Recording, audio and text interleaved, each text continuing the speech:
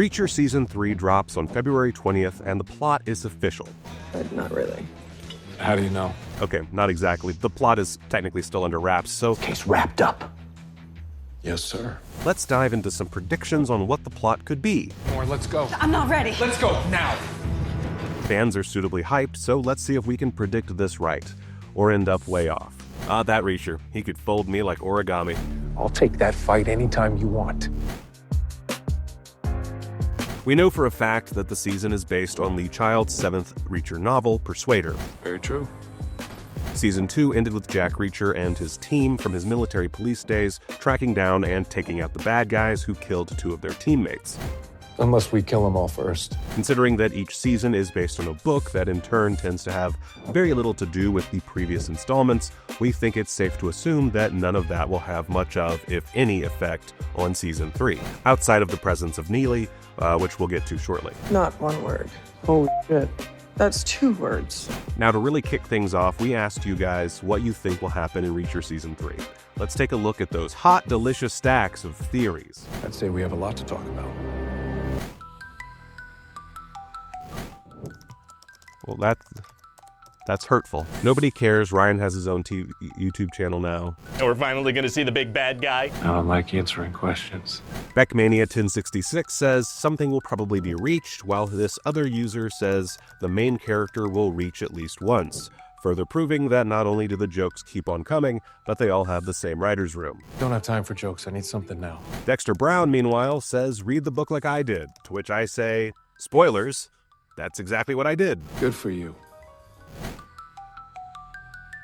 As far as theorizing goes, here we have quite a bit of material to work with, specifically Persuader, the book that the season is based on.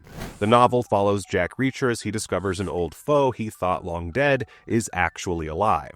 That's Francis Xavier Quinn, played in the show by Tokyo Drift's Brian T. In his attempt to solve this sudden mystery, Jack Reacher winds up working undercover for a handful of DEA agents in an off-the-books operation to try and find a missing agent who had also gone undercover. That was your undercover job. As well as to complete her mission of uncovering exactly what kind of smuggling is happening under the guise of the rug distributor Bazaar Bazaar. And a whole bunch of mistakes that will come back to haunt him, Reacher fakes his way into the employment of suspected drug smuggler Zachary Beck, played in the show by Anthony Michael Hall. He played off like it was some kind of innocent mistake, but it was intentional. Now, this is where we expect the first big change from the book. According to early casting announcements, Zachary Beck's son, Richard, played by Johnny Birchtold, lost his mother while he was young. In the book, his mother is very much alive and is a fairly major character. Notably, she's sexually harassed, to put it very mildly, by Polly, the enormous bodybuilder in charge of the main gate into Beck's residence. That character is played by the Dutch giant Olivier Richters, who at 7'4" is appropriately humongous. Tall people never have enough room for their feet. Presumably, the sexual stuff was taken out to make the character less unsavory, but seeing that Richard's mother has been killed off brings up the question of why such a move was necessary for this story. Because he wasn't a nice man. In the novel, Zachary and Richard have a pretty close bond, despite Zachary allowing his son to be kidnapped for over a week, losing an ear in the process. I prefer the former, but it was far from a loss. We're going to assume that the change was made to strengthen the bond of father and son, and could even be a replacement for Richard's kidnapping. Perhaps the loss of Zachary's wife is directly related to his business with Quinn. As in the book, Reacher will successfully infiltrate the Beck compound and become his new head of security, after a bit of subterfuge on Reacher's part. I guess I'll find everybody responsible. And kill every last one of them.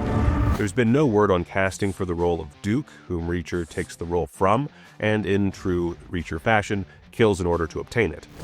This suggests that Duke's character may have been folded into that of Polly. Based on the full trailer, that feels pretty likely, though we do see a few other members of Zachary's security detail. It could be that one of these is the replacement for Duke, who may even be taken out of the picture much faster than he was in the novel. Either way, Reacher will successfully infiltrate the household and become the head of security. Welcome to the team, Reacher. Back to Quinn, over the course of the book, we discover more and more about the military police operation that leads to Quinn's beef with Reacher. I'm providing you an opening. Because I promised my mother I'd give dumb guys like you a chance to walk away. Since we're talking about a full season of television, it's safe to assume that the same will happen here, and we'll get bits and pieces of the story as the season progresses, culminating in the gruesome details. That story will focus on Reacher's relationship with First Sergeant Dominique Cole, whom Reacher assists in the investigation of Francis Xavier Quinn, who at the time of the incident is an Army intelligence officer. Well, that's a shame. This investigation leads to Cole's death at Quinn's hands, and in typical Reacher fashion, that leads to Quinn's apparent murder. In the book, he's shot by Reacher and falls into the ocean, and we see no reason for that to change for the show, which seems to be keeping the use of the ocean as a major motif. This isn't the movies. I had a chance to kill him and I did. Outside of some heightened action sequences and the lack of Beck's wife, the biggest difference from the book appears to be the presence of Frances Neagley. As with Season 1, she appears here despite not showing up in the book. Her role is most likely to provide Reacher with some of the information that, in the book, is given by his handler, DEA agent Susan Duffy, as portrayed by Sonia Cassidy in the show. There's quite a bit of info that has to reach our protagonist while he's trapped undercover, so it seems like a safe bet that it'll be a little more spread out, allowing Neagley to not feel shoehorned into the proceedings. Though based on the full trailer, it seems possible that she could be, perhaps even being responsible for the police arriving after Reacher has done his due diligence and dispatched of Quinn. You killed the wrong guy's friends, asshole. So yeah, I guess my theory is just that we're going to stay pretty close to the book. So I won't delve much further other than to say that I can't wait to see Harley get what's coming to him. The dude creeped me out. If you know, you know. Oh, and that fight with Polly looks like it'll be just as, if not more epic than the book. Obviously, changes have been made, but based on the trailer, it seems that we'll be getting a more faithful adaptation than we did with Season 2. Based on fan reaction, that seems like a good thing. In fact, I think what will make Season 3 of Reacher a success is being more beholden to the novel. Persuader is a beloved book in the series, and while sticking too close would result in less action, going too far from the core will result in something far worse. At the very least, the season will likely be applauded for doing something a little different with the Reacher formula. Where Season 1 featured a whole town's worth of trouble and Season 2 allowed Reacher and company to expand across multiple states, the relative shut-in aspects of Persuader will showcase a new dimension as yet unexplored by the character in film and TV. This will hopefully lead the way to a fourth season that takes the same approach, though perhaps without Neagley, since that character is bound for her own spin-off. But hey, this is all just opinion and speculation from a guy who groggily watched the trailer at 8 a.m. and read the book once. Bigger Reacher fans will probably have more to say, so if that's you, let us know in the comments. What do you think will happen in Reacher Season 3? Will it do the book justice? Should we just wait and find out instead of aimlessly speculating? Drop a comment below and let me know.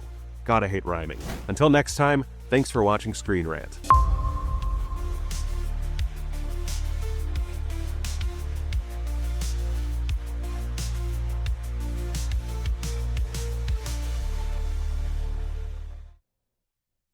Sorry. I'm just thirsty thinking about Reacher folding me in half. Ugh.